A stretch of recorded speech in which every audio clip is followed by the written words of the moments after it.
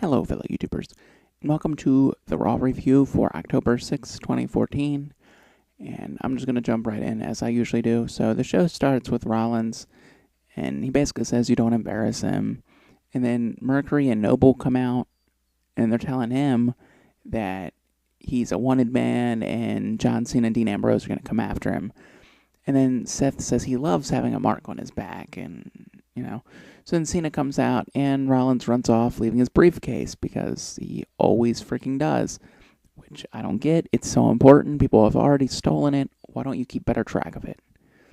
Well, then he's laughing because John Cena didn't get him, and then Ambrose is behind him, and then he hits him, and then Dean pushes Seth towards the ring, and then John Cena starts getting him, and then Mercury and Noble help Rollins escape because, it's really this boring of a beginning segment. It's kind of cool that they cornered him, but aside from that, it's Triple H comes out and he points out that Dean Ambrose and John Cena aren't really a team. They don't agree at all. And then he announces that Cena and Ambrose will take on Rollins, Orton, and Kane in a handicap match later, which is the exact rematch from last week. Except last week didn't have Seth Rollins in it. Why we should care, I don't know. And then we had Cesaro and the Dust Brothers versus Ziggler and the Usos. That's exciting, isn't it? Wait, this is almost person for person a match we had a few weeks ago. And then when the Usos came out, they didn't do their you say ooh, we say oh thing, which I thought was weird. And there's a huge battle before the match started, which is pretty normal. Well, I guess it's not normal, but I would kind of expect it at this point. And personally, I just couldn't get into the match at all because it just felt repeated, and the fans pretty much through the whole match chant, "We want Ziggler." The cool part of the match, there was a triple super kick to Stardust because Dolph Ziggler does a super kick and the Usos do a super kick. That was pretty cool. But aside from that, I really couldn't care less. And I was kind of surprised that The Miz didn't come out. So I guess their feud's over. But I looked it up. September 22nd, it was the Usos plus Sheamus versus the Dust Brothers and Cesaro. Same match on the 15th. So, I don't know. It just bores me. It's basically the same match. But Adam Rose comes out with some female celebs, and I didn't even know who they were. I've heard of them, but I've got no idea what they're famous for or anything. And the one lady shows off her wine. And I'm like, this is a PG show. And once again, we have references towards alcohol because why not? And, it's kind of weird because the person who they came out with, everybody's defense for him being what he is, like even on the show in general, is that he appeals more towards children. So you pair him with somebody who's targeting the adults. Kind of stupid. And then they hit each other in the butt with the wine bottles.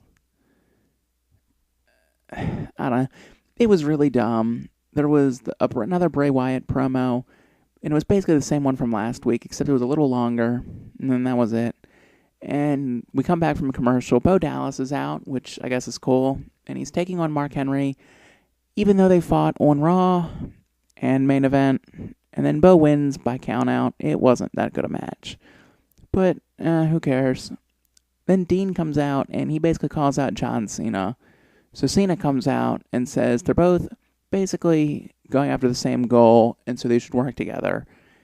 And then Dean says he'll drop John right now and fight the Authority alone, which is kind of stupid because John Cena even points it out. He's like, last time you tried to do that, you got curb stomped into concrete and ended up being out for a month.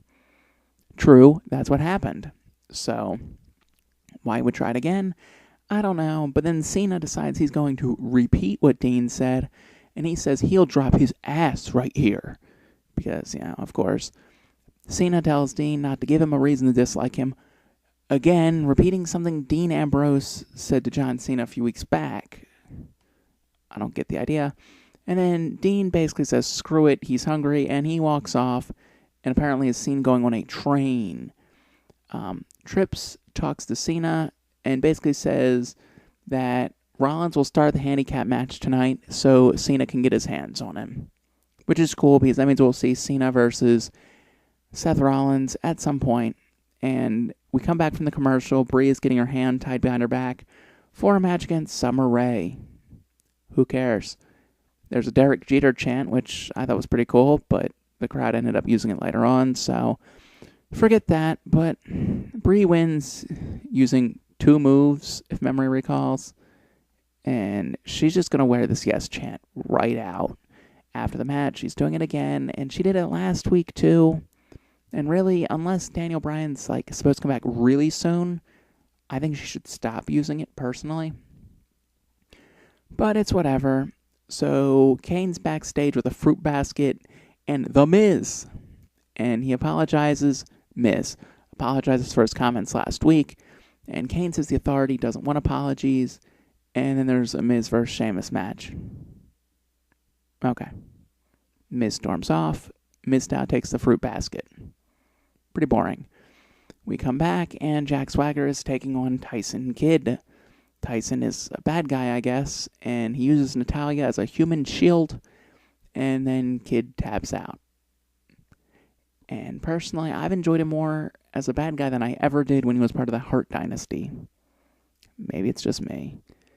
And I got all excited because they started talking about Edge and Christian, and they're just plugging something on the network after all. So I can't watch.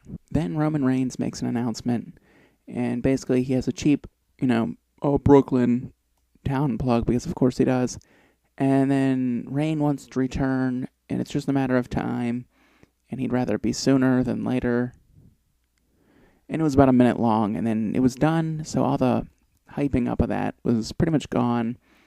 And then we had El Torito versus Minigator, who, if you don't know, is Hornswoggle. And the stupidity of this is that they fought before, because Hornswoggle was teaming with 3MB. So didn't Hornswoggle get his head shaved? Yeah. So, it is what it is. I do like their theme music though, but it's whatever. Fans chant "This is stupid," which it was, and I believe there was another Derek Jeter chant because, of course, there was. And Slater got Gator rolled. And I believe El Torito won, but I didn't even keep track. So, and then the big shocker of the night, Lana and Rusev come out, and Lana calls everyone bigots, which I thought was pretty hard stuff. And then the Rusev, of course, gets a what chant, and Rusev calls Big Show out in English. Big Show doesn't come out, and then he calls Big Show and All Americans cowards, and then The Rock comes out. The Rock. Which was completely weird. And the audience was just absolutely ecstatic for The Rock. It was crazy.